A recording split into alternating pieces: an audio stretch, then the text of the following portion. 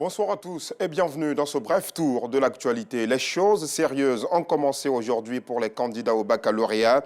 Ils étaient confrontés toute cette journée aux épreuves orales. Ils ont dû faire montre d'un savoir-faire dans le maniement des langues que sont le français, l'espagnol ou encore l'allemand.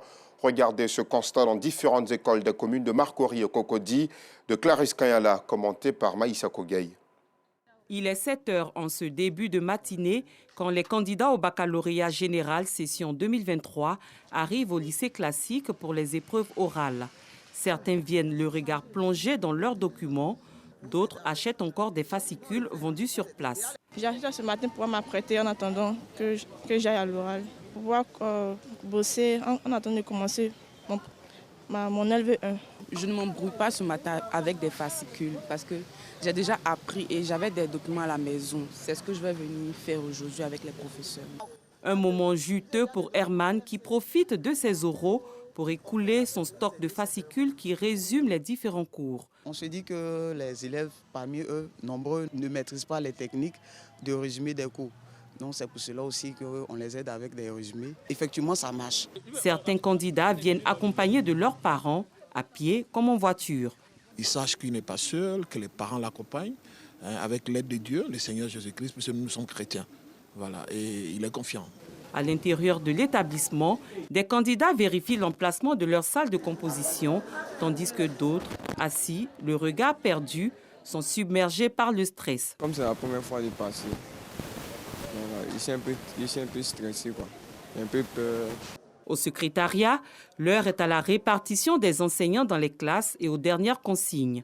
Dans cette salle d'attente, c'est le lancement des épreuves orales, suivi d'une sensibilisation contre la fraude. Nous avons pris toutes les dispositions. Il y aura ici des caméras de surveillance. Nous avons aussi des scanners pour vérifier s'il y a des supports de communication sur les élèves. Au lycée moderne Amangou Victor de Marcory, les élèves ont déjà démarré les oraux de français et d'anglais.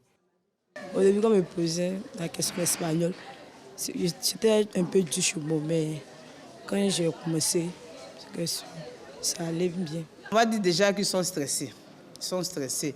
D'où déjà le discours d'entrée de monsieur le proviseur de ce lycée-là, pour leur demander de se détendre, et que nous sommes ici juste pour vérifier leurs acquis. On a eu 9 mois de cheminement, donc c'est l'occasion maintenant pour eux de nous rendre tout ce qu'on leur a donné. Les présidents du centre rassurent quant aux mesures sécuritaires prises pour lutter contre la fraude. Nous avons fait appel donc aux forces de l'ordre. La gendarmerie, la police sont à leur poste. Il y en a qui sont déjà à l'entrée donc de l'établissement. Et leur présence donc nous rassure et nous montre que déjà cet examen-là pourra être réussi. Ces épreuves orales se dérouleront jusqu'au samedi 1er juillet. Les épreuves écrites du baccalauréat 2023 débutent le 3 juillet. 346 871 candidats prennent part à cet examen. Dans un autre chapitre, la Tabaski chez nous, c'est demain et les fidèles musulmans sont encore à 7 heures en train de chercher la bête à immoler après la prière de la Tabaski. Cependant, le bélier n'est pas le seul animal que l'on peut offrir en sacrifice demain. Dans un reportage qu'elle nous propose ce soir, Assitan Diarra et Enza Traoré nous diront les différents types de bêtes à immoler à l'occasion de la Tabaski. La Tabaski, c'est la parole donnée, la soumission et l'adoration vraie et sincère à Dieu, des leçons importantes à enseigner à l'humanité. C'est le symbole de cette fête dont le premier exemple est le prophète Abraham qui s'est engagé à sacrifier son fils unique Ismaël sur l'ordre de Dieu. Après son acceptation de l'ordre divin, Dieu envoie l'archange Gabriel, Djibril chez les musulmans, qui au dernier moment substitue à l'enfant un mouton qui servira d'offrande sacrificielle. Nous reviendrons sur la symbolique de cette célébration à 19h30. Et en prélude à la Tabaski, les musulmans partout dans le monde jeûnent aujourd'hui une recommandation prophétique le jour de la station de Arafat, l'un des meilleurs jours de l'année selon le calendrier musulman. Ils étaient aujourd'hui plusieurs milliers de fidèles sur le mont Arafat en Arabie Saoudite.